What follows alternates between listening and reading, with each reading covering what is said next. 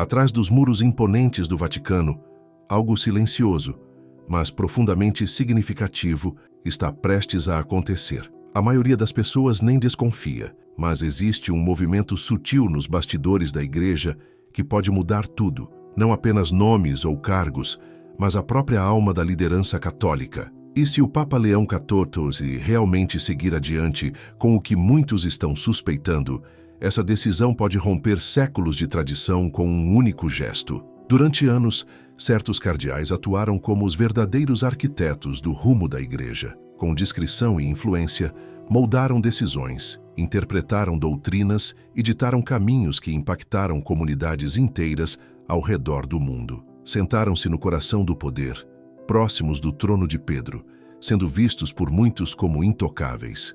Mas agora, com a chegada de Leão XIV, esse equilíbrio pode estar prestes a ruir. Não se trata apenas de reacomodar peças ou de uma troca de cadeiras. É algo mais profundo, uma redefinição do que é ser igreja no século XXI. Há sinais claros de que algumas das vozes mais poderosas poderão ser afastadas, realocadas ou até silenciadas. E isso não por acaso. O que está em jogo aqui é o legado, a identidade, o próprio mapa espiritual que guiará os próximos capítulos da fé católica global. Os nomes envolvidos nessa possível mudança não são figuras quaisquer. São líderes que, para muitos, representam mais que autoridade religiosa. São símbolos, guardiões da tradição, influenciadores do pensamento católico e até mesmo protagonistas de debates internos que já causaram divisões. E agora, sob o olhar firme e reservado de Leão XIV, muitos desses pilares podem estar com seus alicerces abalados.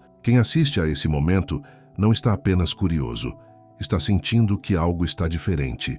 Há uma vibração estranha no ar, como se velhos segredos estivessem sendo revirados, como se o próprio coração do Vaticano estivesse pulsando de forma diferente. E quando esse tipo de movimento começa em Roma, ele não fica lá, ele se espalha, chega às paróquias, ecoa nas escolas, repercute nas missões, explode nas manchetes e toca o cotidiano de milhões de fiéis. Por isso, essa história importa tanto. Durante o pontificado de Francisco, o mundo viu uma igreja mais aberta, misericordiosa, acolhedora. Seus gestos refletiam compaixão e seu critério para nomeações favorecia vozes reformistas, descentralizadas, mais próximas do povo. Mas Leão não segue essa mesma melodia. Seus primeiros sinais indicam uma preferência por estrutura, firmeza e clareza. Não se trata de destruir o que foi construído, mas talvez de remodelar os fundamentos. Ele não parece interessado em aplausos, mas em transformação duradoura, daquelas que não apenas mudam o tom, mas reescrevem o projeto inteiro. E a pergunta que paira no ar agora é inevitável. Quais cardeais representam o passado? E quais poderiam desenhar o futuro? Porque se Leão está mesmo preparando uma nova estrutura de liderança, então muitos daqueles que ajudaram a escrever o capítulo anterior talvez não tenham mais espaço no próximo. E isso muda tudo. Em silêncio, sem alardes ou comunicados oficiais, alguns dos nomes mais influentes e respeitados da Igreja Católica contemporânea estão, aos poucos, sendo afastados dos holofotes. Não há boletins, notas de imprensa ou listas divulgadas, mas para quem presta atenção nos sinais, nos adiamentos, nas mudanças sutis de postura, no silêncio que substitui certezas, a transformação já começou. Dentro do Vaticano, há um movimento deliberado, discreto, quase imperceptível à primeira vista, mas que pouco a pouco vai desenhando um novo cenário. E para alguns cardeais poderosos, esse novo cenário pode não incluir seus nomes. O mais impressionante é que o nome mais impactante dessa lista, o último, aquele que mais surpreende, pode representar a virada mais radical de todas. Trata-se de alguém que até pouco tempo era visto como inabalável. Uma figura tida como intocável, segura, protegida por décadas de influência. Mas com Leão XIV assumindo as rédeas, nem mesmo os gigantes parecem estar a salvo. Essa nova condução está revelando um papa que não mede decisões por conveniência ou pela fama de seus alvos. Ele parece guiado por uma visão mais profunda, mais estratégica, mais silenciosa e, ao mesmo tempo, mais firme. Isso levanta uma série de perguntas inevitáveis. Quem é de fato o homem que agora ocupa a cadeira de Pedro? O que o move? Por que essas mudanças agora? E o que aconteceu com aqueles que até ontem pulsavam no coração da igreja e agora se veem talvez olhando de fora? O que está acontecendo não é apenas uma questão de disputas internas, é uma reviravolta com implicações globais. Uma nova era está despontando e os sussurros em Roma são cada vez mais uníssonos. O tempo antigo chegou ao fim. O que vemos agora é o início de um ciclo novo, e como tudo na igreja começa com uma escolha, uma cadeira, um homem e o destino daqueles que pareciam intocáveis. Para entender essa mudança, é preciso olhar com atenção para quem é Leão XIV. Ele não chegou ao papado por ser o mais carismático, nem o mais próximo da mídia ou o mais popular entre os fiéis. Sua força sempre esteve em outro lugar, na estratégia, na disciplina, na clareza de pensamento. Sempre 10 passos à frente, ele caminhou em silêncio pelas entranhas da estrutura eclesial, enquanto muitos sequer notavam sua presença. Poucos, nos círculos mais restritos, sabiam do que ele era capaz, mas quem sabia nunca teve dúvida. Agora, o mundo inteiro começa a ver. O Papa Leão XIV não foi moldado pela busca por aplausos, nem pelo tom emocional que marcou o pontificado de Francisco. Enquanto Francisco abraçava a misericórdia, a inclusão e o cuidado pastoral com os que estavam à margem, Leão trilha um caminho diferente, um caminho feito de estrutura, coerência e autoridade silenciosa. Ele não é frio, mas é intencional. Não se limita a consolar, quer ser claro. Não basta ser compassivo, é preciso também ser consistente. Seus escritos, densos porém precisos, revelam um profundo respeito pela teologia clássica e pelas tradições que sustentam a Igreja há séculos. Para ele, a doutrina não é uma sugestão, é a base. E bases não devem ser flexíveis. Isso não quer dizer que ele esteja preso ao passado. Pelo contrário, Leão XIV talvez seja um dos pontífices mais voltados para o futuro que a Igreja viu em muito tempo. Mas sua ideia de avanço não tem nada a ver com barulho, flexibilização ou informalidade. Ele enxerga progresso como fortalecimento, eficácia, solidez. Em um mundo onde a Igreja tem se deixado levar por mensagens superficiais e estratégias de comunicação vazias, Leão deseja resgatar o que realmente sustenta a fé, a substância espiritual. Sua missão não é abrir todas as portas, mas garantir que as paredes da Igreja estejam fortes o suficiente para suportar as tempestades que virão. E tudo começa com a liderança. Durante o tempo de Francisco, os cardeais eram escolhidos pela capacidade de se conectar com o povo, falar com ternura, evangelizar com proximidade, promover diálogo com o mundo. Foi uma época de expansão e reforma, mas, por vezes, ao custo da unidade doutrinária. Para Leão, essa fragilidade interna representa um risco. Ele não busca ser admirado, busca deixar um legado duradouro. Suas primeiras ações deixam claro que ele quer uma igreja que fale com firmeza diante da confusão, que ofereça estabilidade em meio ao caos, que volte a ser uma voz de autoridade espiritual, e não apenas uma presença afetuosa. E isso não significa desrespeito pelo que veio antes. Pelo contrário, Leão reconhece a importância do alcance global de Francisco, seu amor pelos pobres, sua preocupação com os esquecidos. Mas acredita que a igreja entrou em um novo tempo. E esse tempo exige ferramentas diferentes e pessoas diferentes. Sem chamar atenção, ele vem reunindo conselheiros alinhados com essa visão. Não são figuras midiáticas nem celebridades da reforma. São pensadores discretos, disciplinadores, construtores, gente que entende que em tempos de tanto ruído, quem tem clareza tem poder. É isso que torna seu pontificado tão enigmático e, para alguns, até ameaçador. Não há discursos impactantes nem mudanças abruptas visíveis, mas por trás das cortinas tudo está se movendo. Os tons, os cargos, as influências. Ele não está desfazendo o trabalho de Francisco. Está apenas redirecionando a energia do exterior para o interior, da reação para a reconstrução. E tudo começa por aí. Quando se trata de quem permanece por perto, Leão XIV não está seguindo o caminho mais fácil. Sua escolha de quem vai compor seu círculo mais próximo não tem nada a ver com tradição ou segurança. E é exatamente aí que mora a tensão. Por isso o Vaticano parece estar respirando fundo, em silêncio. Os nomes mais poderosos do tempo de Francisco figuras que moldaram eras inteiras da Igreja, com suas ideias, políticas e diplomacias, agora caminham sobre um terreno instável. Não porque tenham falhado, mas porque talvez não façam mais parte da visão que Leão começa a desenhar. Essa nova visão não valoriza carisma ou emoção. Ela se ancora em autoridade, ordem e coerência. E Leão, como sempre estratégico, não fará essas mudanças de forma abrupta. Elas virão aos poucos, quase imperceptíveis, mas uma vez iniciadas, não terão retorno. E o que isso significa para os cardeais que ainda estão no poder? Alguns vão se adaptar, outros resistirão. Muitos serão transferidos discretamente para funções mais simbólicas, dioceses distantes ou cargos que brilham menos. Alguns poucos poderão ser promovidos, seja por necessidade ou lealdade. Mas para uma boa parte deles, o recado já está claro. A nova Igreja de Leão não será construída sobre discursos tocantes, mas sobre bases doutrinárias sólidas. E quem não se encaixar nessas bases, provavelmente ficará de fora. Agora, o cenário está montado. Os princípios estão nítidos, e as apostas nunca foram tão altas, porque o que vem a seguir é ainda mais sensível.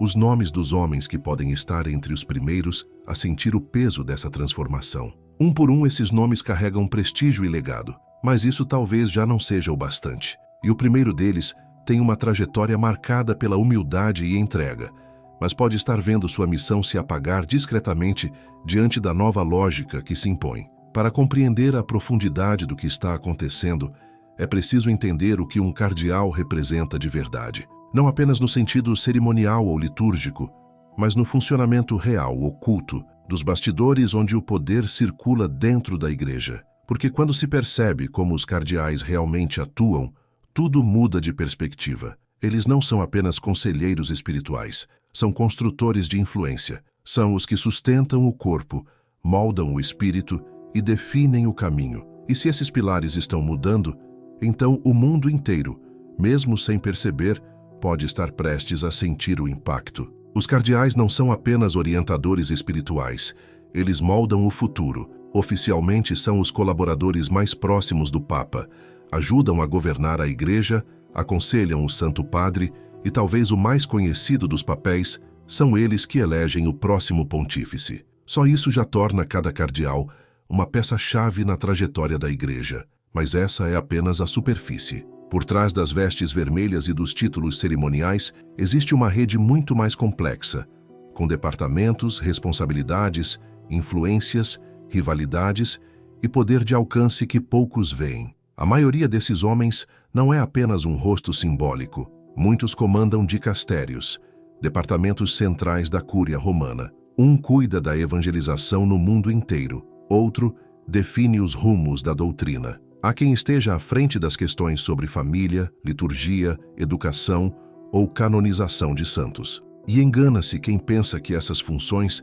são apenas administrativas. Essas são as engrenagens que decidem o que a Igreja ensina, como ela se organiza e, talvez mais importante, como ela é percebida por mais de 1 bilhão de pessoas no planeta. Alguns desses cardeais ocupam funções de destaque, aparecem nas manchetes, discursam, formam opinião teológica em público. Outros preferem os bastidores, atuando com uma autoridade silenciosa que raramente aparece diante das câmeras. Mas ambos detêm um tipo de poder real, porque dentro do Vaticano, influência não se mede por visibilidade. Ela se mede pelo acesso, pela proximidade com o Papa, pela quantidade de portas que uma voz é capaz de abrir ou fechar por trás das paredes de mármore da Santa Sé. É aí que está a verdadeira história. Existe o que o mundo vê, as homilias públicas, os comunicados oficiais, os gestos solenes. Essa é a camada visível do poder. Mas por baixo dela, há um universo inteiro de forças invisíveis, forças que decidem quem será nomeado, quais opiniões serão ouvidas no próximo sínodo, que tipo de teologia vai entrar em um documento oficial e até mesmo quais nomes a imprensa começará a repetir com mais frequência. Esse poder é sutil, calculado e muitas vezes muito mais impactante do que qualquer espetáculo público. E quando um papa começa a mexer nessa estrutura, mesmo que seja um cardeal de cada vez, não se trata apenas de uma reorganização interna. É um recado, é uma mudança de rota, um novo modo de dizer quem vai desenhar o que a Igreja será. Não apenas amanhã, mas por décadas. Por isso, cada afastamento silencioso, cada realocação discreta, cada nome que some sem alarde é observado com tanta atenção, porque dentro do Vaticano, quando um dominó cai, dificilmente ele cai sozinho. Neste momento, os olhos começam a se voltar para um nome em especial. Um homem que, para muitos, representou durante anos o coração sereno da Igreja. E ainda assim, pode estar prestes a ser deixado de lado, não por falta de fé, mas por não se encaixar mais na nova construção que está sendo erguida, tijolo por tijolo, sob a direção de Leão XIV. No coração da Igreja, há figuras que, mesmo sem buscar os holofotes, se tornam símbolos vivos de um tempo. E talvez nenhum represente isso tão bem quanto o cardeal Mauro Gambetti, um homem de poucas palavras, mas de presença marcante. Alguém cuja liderança não se impôs pelo discurso forte ou por gestos calculados, mas pela serenidade de quem enxerga a Igreja antes como lar do que como estrutura. E foi justamente essa postura, humilde, pacífica e profundamente pastoral, que o aproximou do coração do pontificado de Francisco. Gambetti nunca foi estrategista, tampouco político. Ele sempre carregou consigo os valores franciscanos de simplicidade, oração e serviço, e foi com essa mesma essência que assumiu um dos cargos mais visíveis e simbólicos da Igreja, o de arcipreste da Basílica de São Pedro. Um posto que, aos olhos de muitos, representa prestígio e poder, mas não para ele. Para Gambetti, era uma missão espiritual, um chamado para abrir as portas da Basílica com misericórdia, tornando aquele lugar sagrado mais acolhedor, mais próximo, mais humano. Sua visão ecoava fielmente o desejo de Francisco por uma igreja que caminhasse com as ovelhas, e não acima delas. Mas os ventos mudaram. Com a chegada de Leão XIV, o cenário é outro. O novo Papa assume uma igreja que, segundo ele, precisa de firmeza, clareza e estrutura diante das tempestades que se avizinham. E suas primeiras ações já apontam para uma ênfase maior em lideranças que não apenas inspirem, mas que governem com disciplina e precisão. Nesse novo cenário, a forma de conduzir de Gambetti pode parecer suave demais, seu estilo simbólico demais, suas prioridades ainda muito ligadas a um tempo que está, aos poucos, ficando para trás. Isso não desmerece sua trajetória, tampouco apaga o impacto de seu testemunho, mas talvez indique que ele já não seja o nome certo para o momento presente. Numa era em que Leão busca fortificar as fundações internas da Igreja, a leveza pastoral de Gambetti pode não ser suficiente para sustentar a nova arquitetura que está sendo desenhada. E assim, silenciosamente, aquele que já foi um dos rostos mais simbólicos da misericórdia franciscana pode estar vendo sua influência se apagar, não por falta de fé ou dedicação, mas porque os tempos dentro dos muros do Vaticano estão mudando. Se algo acontecer com Gambetti, dificilmente será escandaloso ou barulhento. A lógica do Vaticano, nesses casos, costuma ser sutil, uma transferência discreta para um cargo menos visível, um agradecimento público por seus anos de serviço e, aos poucos, a luz se apaga sobre sua figura. Mas mesmo uma saída silenciosa carrega um recado poderoso. É o fim de uma era pastoral e o início de um novo tempo, em que estratégia e estrutura começam a ocupar o centro do palco. O que torna a situação de Gambetti tão simbólica é justamente isso. Ele representa com fidelidade o modelo de liderança que floresceu sob Francisco. Um homem de espírito franciscano, humildade verdadeira, mais focado na escuta do que na imposição. Se até alguém assim, que encarna tão bem os valores daquele tempo, passa a ser visto como substituível, o sinal é claro. A nova fase tem outras exigências. Inspirar já não basta. É preciso governar, organizar, construir algo que permaneça, não apenas na espiritualidade, mas também na estrutura. Há quem diga que Gambetti, no fundo, nunca se sentiu à vontade na função, que seu coração sempre pertenceu mais ao ministério simples do que às engrenagens institucionais. Pode ser, mas no Vaticano, preferências pessoais não garantem permanência. Quando a direção muda, quem está à frente precisa acompanhar, ou ceder lugar a quem esteja pronto para seguir adiante. Enquanto Gambetti parece se afastar de forma serena, outro cardeal começa a atrair os holofotes, e talvez bem diferente dele, caminhe rumo a controvérsias. Se Gambetti representa a paz, o próximo nome carrega nas mãos o peso de decisões sobre julgamento, santidade e legado. Um cargo onde cada escolha é definitiva, onde cada nome aprovado se torna uma afirmação doutrinária. Vivemos um tempo em que a Igreja tenta recuperar sua autoridade moral em meio a um mundo cada vez mais cético. E nesse contexto, o cargo de prefeito do dicastério para a causa dos santos passou a ser muito mais político do que parece. O cardeal Marello Cimaro ocupa hoje uma das posições mais discretas e, ao mesmo tempo, mais influentes do Vaticano. À primeira vista, pode parecer algo cerimonial. Afinal, santos evocam imagens de estátuas, festas religiosas e devoção. Mas, na prática, essa função está longe de ser passiva. Declarar alguém santo não é apenas reconhecer santidade, é declarar valores. É dizer ao mundo quem a Igreja deseja exaltar, que histórias considera dignas de serem lembradas e quais virtudes quer eternizar. Em tempos em que contar histórias significa moldar consciências, essa missão se torna central. Cimaro tem sido uma figura equilibrada, nomeada por Francisco, conduzindo esse processo com precisão teológica e fidelidade à missão da Igreja. E agora, com um novo Papa reorganizando silenciosamente as peças, o papel de Cimaro também pode se tornar alvo de olhares atentos, não só por aquilo que ele fez, mas pelo que representa num tempo de redefinição. Marello Cimaro nunca foi do tipo que chama atenção. Discreto, sereno, profundamente reflexivo, sempre preferiu os bastidores, onde, com rigor e cuidado, guiava cada processo de canonização com fidelidade às exigências da santidade. Em muitos aspectos, foi o homem certo para um Vaticano que valorizava a humildade acima dos holofotes. Mas os tempos mudaram, e sob a liderança de Leão XIV, o que se espera agora é algo diferente. A Igreja entra em uma nova fase, onde clareza e influência ganham mais espaço do que a administração silenciosa. A pergunta hoje deixou de ser apenas "essa pessoa é santa?"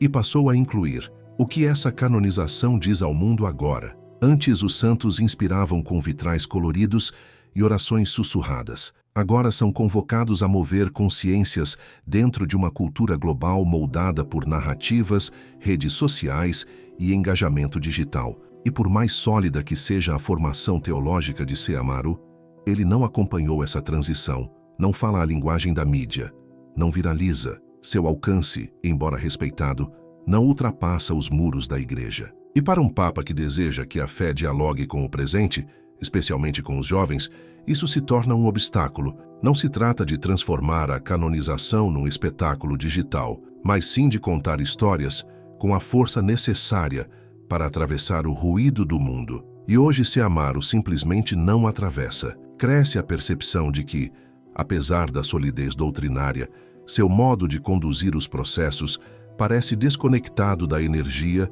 que a Igreja tanto precisa neste momento. Jovens católicos, convertidos recentes e até céticos, procuram por testemunhas de fé que falem a sua língua. Pessoas que tenham vivido os dilemas contemporâneos, enfrentado depressão, injustiça, dúvidas e, mesmo assim, encontraram sentido. Gente real, gente que faça a fé soar urgente novamente. E sob a condução de Cimaro, o caminho rumo à santidade ainda parece pertencer a outro século. É importante dizer, ele não está sendo acusado de escândalos, falhas ou equívocos. Não se trata de algo errado. É apenas que talvez ele já não se encaixe na direção que Leão deseja tomar. E dentro do Vaticano, essa diferença é crucial. Nem toda mudança vem de erros.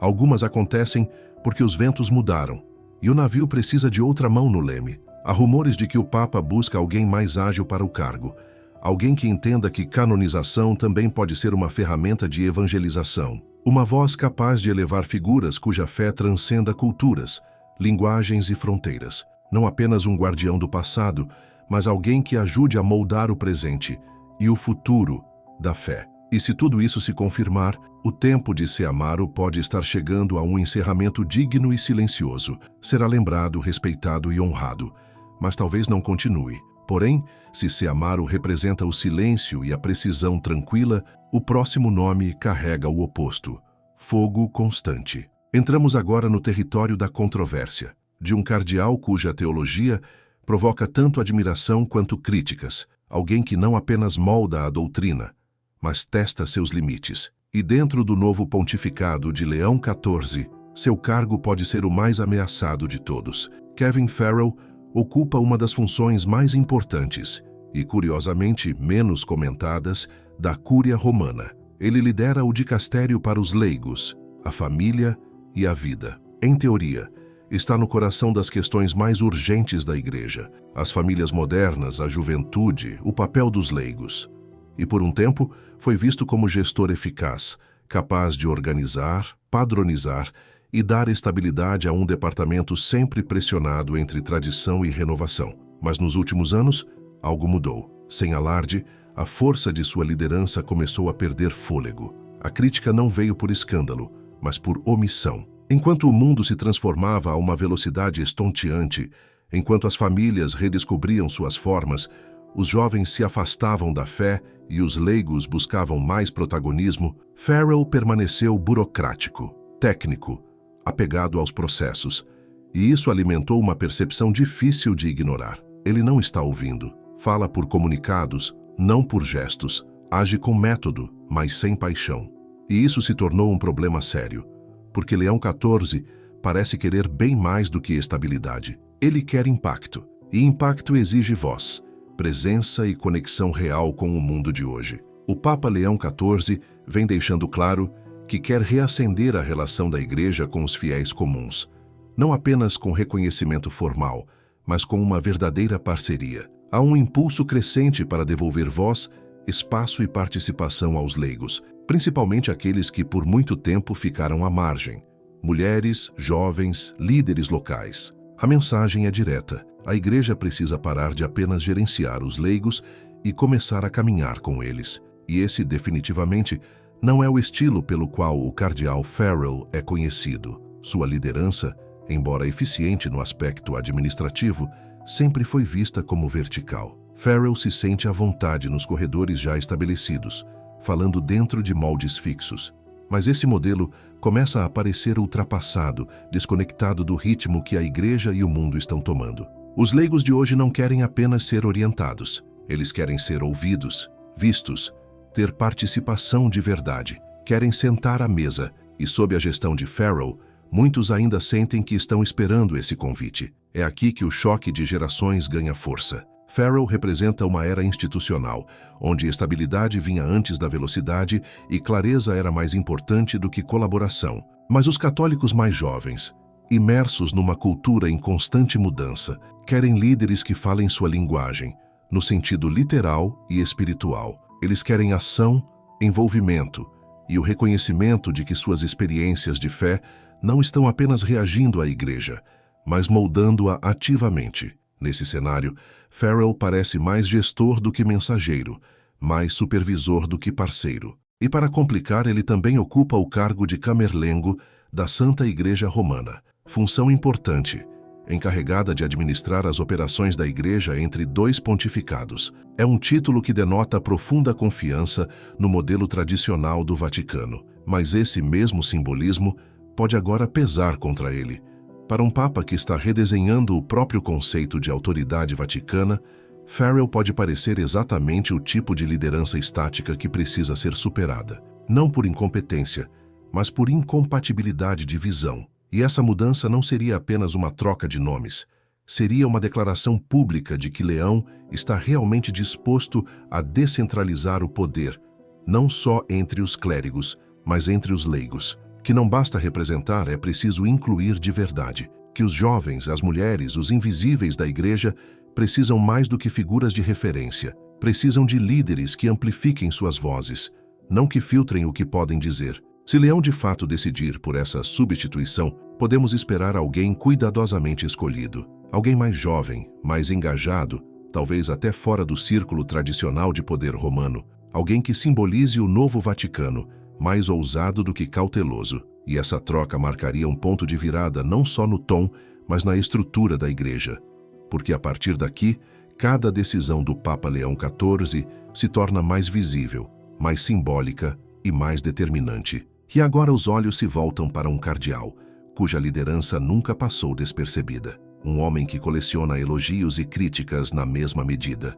alguém cujo trabalho toca o núcleo da identidade católica, a forma como se reza, se reúne e se compreende enquanto comunidade de fé. O cardeal Arthur Roche talvez não seja um rosto conhecido fora dos muros da igreja, mas dentro de Roma, seu nome pesa. Como prefeito do dicastério para o culto divino e a disciplina dos sacramentos, ele comanda um dos temas mais delicados da vida católica, a liturgia. E liturgia, aqui, não se resume à forma da missa ou às palavras do rito. Trata-se da própria alma da igreja. É o espaço onde a teologia se torna visível, onde a doutrina encontra o povo. Por isso, é também um dos campos mais disputados do catolicismo contemporâneo. Sob o pontificado de Francisco, Roche ganhou destaque ao aplicar com firmeza uma diretriz clara: centralizar a liturgia, reduzir a fragmentação e limitar o uso de formas antigas, em especial a missa tridentina em latim. Sua implementação do Traditionis Custodes, documento de 2021, que restringiu a celebração da missa tradicional, marcou um rompimento decisivo com o tom mais permissivo de Bento XVI. Francisco acreditava que a unidade exigia clareza, e coube a Roche transformar essa clareza em prática concreta, mesmo com a resistência que viria. E ela veio. Grupos tradicionalistas o acusaram de esmagar o patrimônio sagrado, de reduzir uma herança espiritual de séculos a um modelo burocrático e inflexível. Por outro lado, moderados sentiram que ele administrou mal esse processo, acirrando divisões em vez de conciliá-las. Durante anos, Arthur Roche foi o rosto firme por trás das mudanças na liturgia católica. Quando a Igreja decidiu recentralizar a celebração da fé, ele não hesitou. Agiu com precisão militar, emitindo cartas, impondo restrições, insistindo que a unidade litúrgica era inseparável da unidade doutrinária. Muitos o aplaudiram por sua firmeza. Mas agora, com o Papa Leão XIV no comando, talvez só a firmeza não baste mais. Leão parece enxergar a liderança com outros olhos, mais atentos ao equilíbrio entre tradição e sensibilidade pastoral. É improvável que Leão reverta os rumos litúrgicos traçados por Francisco, mas o que está em jogo é o tom, a maneira de conduzir. A unidade é importante, sim, mas também é o diálogo, e até aqui o nome de Roche tem sido associado a decisões, não à escuta. O problema não está no que ele defende, reverência, ordem, clareza doutrinária, e sim no modo como isso foi transformado em ação. Leão pode estar à procura de alguém que mantenha a estrutura, mas sem provocar rupturas. Alguém que preserve o caminho iniciado, mas o faça com mais tato, mais estratégia, menos rigidez. Roche está diante de uma encruzilhada. Representa um momento em que a autoridade precisou ser reafirmada. Mas talvez Leão ache que chegou a hora de reconectar, de trazer os fiéis de volta, e não apenas manter a linha. E para isso, é preciso um outro tipo de liderança, um novo tom, um novo rosto. Substituí-lo não seria apenas uma mudança de política litúrgica, seria um sinal claro de que o novo Vaticano valoriza não só a obediência, mas a empatia, que a unidade não se impõe. Ela se constrói com confiança, e confiança não se exige, se cultiva. Há quem diga que Leão já tem alguém em mente. Alguém que respeite o Concílio Vaticano II, mas que esteja disposto a ouvir os tradicionais, não para voltar atrás, mas para garantir que o progresso não deixe ninguém para trás. Se essa voz for elevada, talvez comece um novo capítulo na vida litúrgica da Igreja, menos marcado por conflitos, mas guiado por cooperação cautelosa. Roche deixará seu legado. Fez o que lhe foi pedido. Conduziu reformas difíceis, mas pode ser que, para Leão, o tempo da imposição tenha ficado para trás e o tempo da reconciliação esteja começando. Roche comandou como um general.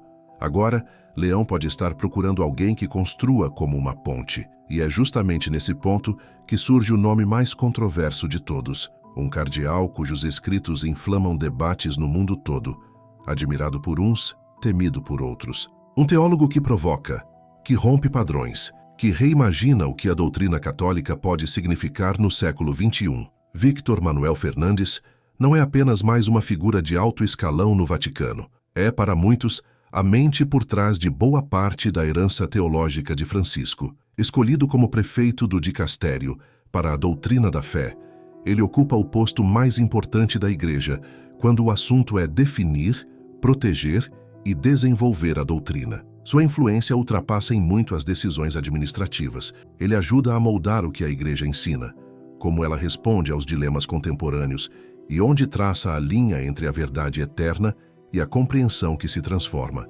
Francisco o escolheu não apenas pelo intelecto, mas pela visão. Os dois partilham uma amizade profunda e a convicção de que a doutrina deve ser pastoral, não punitiva. Fernandes defende que os ensinamentos da Igreja precisam dialogar com a vida real, não com ideais abstratos, enfrentar a complexidade em vez de evitá-la. Seus textos desafiam aplicações rígidas da teologia, abrindo espaço para uma compreensão mais compassiva da fé. Mas essa abertura tem seu custo. Desde que assumiu, Fernandes tornou-se alvo de intensas críticas. Os tradicionalistas o acusam de diluir a doutrina até o ponto da confusão. Dizem que ele embaralha linhas que deveriam ser firmes. Alegam que, ao colocar o cuidado pastoral acima da clareza doutrinal, ele ameaça a própria identidade da Igreja. Já seus defensores o veem como um homem corajoso, disposto a tocar nas feridas do mundo com misericórdia. Para uns, ele é um risco, para outros, um alento. E agora, sob os olhos atentos de Leão XIV, o futuro de Fernandes está em suspenso. Leão não é inimigo da doutrina. Longe disso, ele a respeita profundamente, mas sua abordagem é visivelmente diferente. E num momento em que a Igreja procura reequilibrar escuta, verdade e presença no mundo moderno, a permanência de Fernandes poderá se tornar mais do que uma questão de teologia. Poderá se tornar um divisor de águas sobre como a Igreja vai respirar daqui em diante. A diferença entre Francisco e Leão XIV vai além do estilo. Enquanto Francisco e Fernandes priorizaram o movimento, o diálogo e a interpretação viva da doutrina, Leão parece guiado por outra bússola: estabilidade, definição e precisão filosófica. Para ele, a voz da Igreja precisa ser clara, segura e inconfundível. E essa confiança, acredita, nasce da clareza, não da ambiguidade. A doutrina, para Leão, não é o ponto de partida de uma conversa, mas a âncora da fé. É aí que está a tensão fundamental entre ele e Fernandes. Fernandes não é considerado instável, mas arriscado. Ele desafia fronteiras, abre espaço para perguntas difíceis.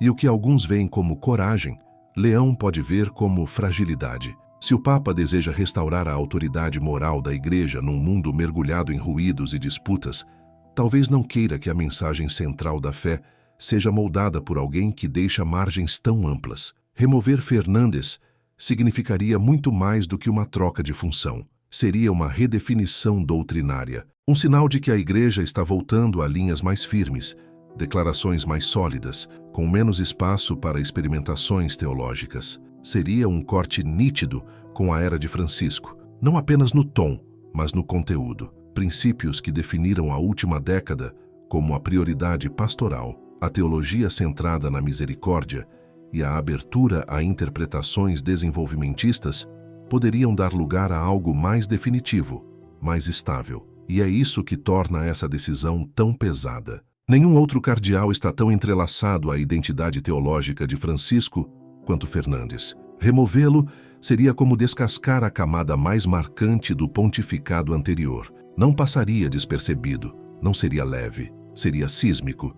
E ainda assim, poderia acontecer de forma silenciosa, precisa, sem escândalos, como só o Vaticano sabe fazer. Rumores em Roma indicam que, se Leão decidir reformular a liderança doutrinal da Igreja, buscará alguém mais tradicional, alguém que ensine com profundidade acadêmica, mas sem atrair tempestades. Um teólogo que compreenda nuances, mas que também saiba quando não é hora de abrir margem para elas. Alguém que pacifique as águas em vez de agitá-las. Se Fernandes sair, sua saída será lembrada, não só como uma troca, mas como um sinal. Mas mesmo isso, talvez não seja a mudança mais impactante. Porque o nome mais poderoso ainda está por vir, e ele está bem atrás do trono. O cardeal Pietro Parolin não é apenas uma figura sênior da Cúria Romana. Para muitos, ele é o próprio Vaticano, o epicentro do funcionamento silencioso da Igreja. Como secretário de Estado, Parolin atua como uma espécie de chefe de governo dentro da estrutura papal. Ele não apenas auxilia o Papa, ele comanda a diplomacia da Santa Sé, articula a coordenação interna e, em muitos sentidos, Representa o rosto público e privado da estratégia de Roma no mundo. Ele ouve o que é dito a portas fechadas, conhece os bastidores como poucos, e por mais de uma década tem sido o centro calmo e calculista do poder católico.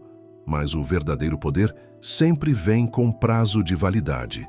E, sob Leão XIV, esse prazo pode estar chegando mais rápido do que muitos esperavam. Parolin surgiu durante a era de Francisco, não por ser ousado ou ideológico, mas por ser confiável. Incorporava um pragmatismo diplomático que Francisco respeitava. Em um mundo de alianças frágeis e dilemas morais complexos, Parolin era o construtor de pontes. Navegou entre China, Rússia, Oriente Médio e Ocidente com notável sutileza. Evitou confrontos, o que frustrava aqueles que queriam da Igreja posturas mais firmes em temas políticos ou de direitos humanos. Mas Francisco preferia a paz à provocação, e Parolin entregava exatamente isso.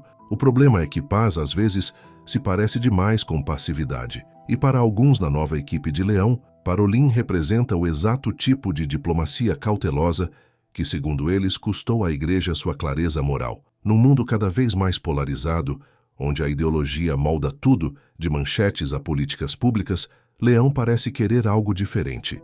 Não mais politicagem, mas mais definição. Menos ambiguidade, mais convicção. Menos reação, mais afirmação. Ele não quer um diplomata que suavize os contornos. Quer alguém que trace linhas claras. Isso coloca Parolin numa posição delicada. Sobreviveu mais do que muitos previram, em grande parte por seu conhecimento institucional e sua rede de influência. Mas essa mesma rede agora pode parecer um obstáculo, um símbolo do status quo, uma resistência discreta ao novo corte que Leão quer impor em Roma. E se o Papa estiver mesmo preparando uma reformulação profunda do núcleo de poder da Igreja, Parolin será o último e mais poderoso dominó a cair. E se cair, nada mais será como antes. Se Parolin cair, ou até mesmo se for discretamente afastado, não será apenas mais uma troca de nomes, será o fim oficial de uma era.